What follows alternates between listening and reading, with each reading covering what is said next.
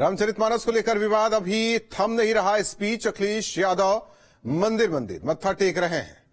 स्वामी के मानस ज्ञान के बाद अखिलेश यादव साफ हिंदुत्व की राह पर हैं।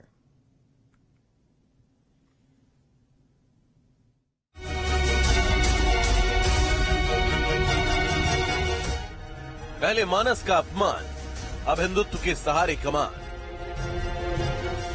हिंदुत्व में संभावनाएं अपार, साइकिल का होगा बेड़ा पार।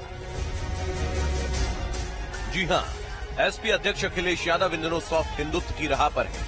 वाराणसी में उन्होंने बाबा विश्वनाथ के दर्शन किए। इसके अलावा उन्होंने संकट मोचन मंदिर में भी पूजा अर्चना की। इस दौरान बीजेपी पर निशाना साधते हुए उन्होंने कहा कि जो लोग समाजवादी पार्टी को धर्म विरोधी बताते हैं वह खुद धर्म विरोधी हैं। जो समाजवादी पार्टी पे आरोप लगा रहे हैं कि समाज को बांटने, वो खुद समाज को बांट रहे हैं। इससे पहले एसपी के स्वामी प्रसाद मौर्य ने राष्ट्रपति और प्रधानमंत्री के नाम एक पत्र लिखा है। उन्होंने इस पत्र के जरिए आपत्तिजनक चौपाइयों को हटाने की मांग रखी। मैं तो मात्र कुछ चौपाइयों के अंश, जिससे 97% आबादी वाले आदिवासी, दलित, पिछड़े एवं महिलाएं, इसकी पूरी व्याख्या करते हुए मैंने माननीय प्रधानमंत्री जी और माननीय राष्ट्रपति जी को पत्र भेजा है। इधर अखिलेश के सॉफ्ट हिंदुत्व को लेकर बीजेपी और एसबीएसपी हमलावर है। एसबीएसपी नेता अरुण राजभर ने अखिलेश यादव पर सीधा प्रहार करते हुए कहा, जनता अखिलेश की असलियत जान चुकी है। एसपी नेता एक तरफ मंदिर जाते हैं और दूसरी तरफ श्री रामचरितमानस का अपमान करते हैं। जो इनका चेहरा है, एक तरफ आप महापुरुषों का अपमान भी करते हैं और दूसरी तरफ मंदिर का शरण भी लेकर के ये दिखाना चाहते हैं। तो अब जनता बहुत समझदार हो, होशियार हो गई है। अब आप रामचरितमानस का अपमान करके उत्तर प्रदेश में अब आप आगे नहीं बढ़ सकते। और इस समाजवादी पार्टी के इसी दोहरे चरित्र, तुष्टीकरण की राजनीति जो कर रही है, उससे जनता अब उब चुकी है।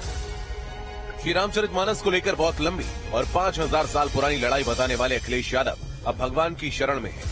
वहीं रामचरितमानस को धर्म ग्रंथ मानने से इनकार करने वाले स्वामी प्रसाद मौर्य ने भी यू टर्न लेते हुए कुछ चौपाइयों पर ही खुद को सीमित कर लिया है। ऐसे में सवाल ये उठता है कि एसपी की साइकिल को प्रभु दर्शन से कितना माइलेज मिलता है।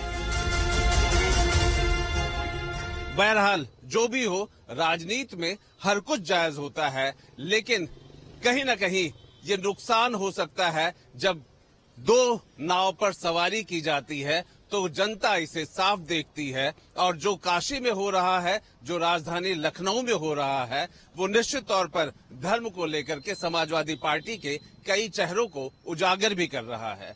वीडियो जर्नलिस्ट दीपक राणा के साथ आलोक पांडे, न्यूज स्टेट, लखनऊ।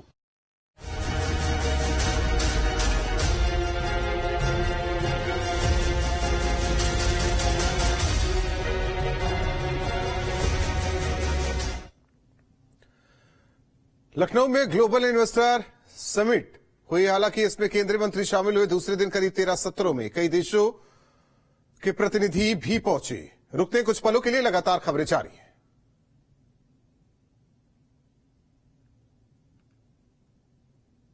महमूद मदनी का पलटवार। सैयदना आदम अलैहिस्सलाम की सरजमीन है। भारत मुसलमानों की भी मातृभूमि, भारत मुसलमानों का पहला वतन। इस्लाम भारत में बाहर से नहीं आया। उतना ये देश नरेंद्र मोदी और मोहन भागवत का है, उतना ही ये देश महमूद का भी है। ये धरती इस्लाम की जाए पैदाइश है। ये मुसलमानों का पहला वतन है। सुना आपने, जमीयत उलेमाए हिंद के अध्यक्ष महमूद मदनी ने ये जवाब भारत में इस्लाम को बाहरी बताने वालों को दिया है। उन्होंने कहा कि भारत जितना पीएम मोदी और आरएसएस संघ प्रमुख मोहन भागवत का है, उतना ही मदनी का भी है। उन्होंने कहा कि भारत मुसलमानों का पहला वतन है। महमूद मदनी ने सरकार पर यह भी आरोप लगाया कि देश में इस्लामोफोबिया और मुसलमानों के खिलाफ नफरत और उकसावे की घटनाएं लगातार बढ़ती जा रही हैं। सबसे दुखद बात यह है कि यह सब सरकार की आंखों के सामने हो रहा है, लेकिन वो खामोश है। प्यार होता जाएगा। आज हमारा मुल्क नफरत और मजहबी तासुब की जद में है। नौजवानों को तामीरी कामों में लगाने के बजाय तखरीब का आलेकार बनाया जा रहा है। मीडिया इश्तिहार फैलाने का सबसे बड़ा हरबा बन गया है। इससे पहले आरएसएस प्रमुख मोहन भागवत ने सभी वर्गों के लोगों को देश की बेहतरी के लिए सामूहिक रूप से काम करने की अपील की थी।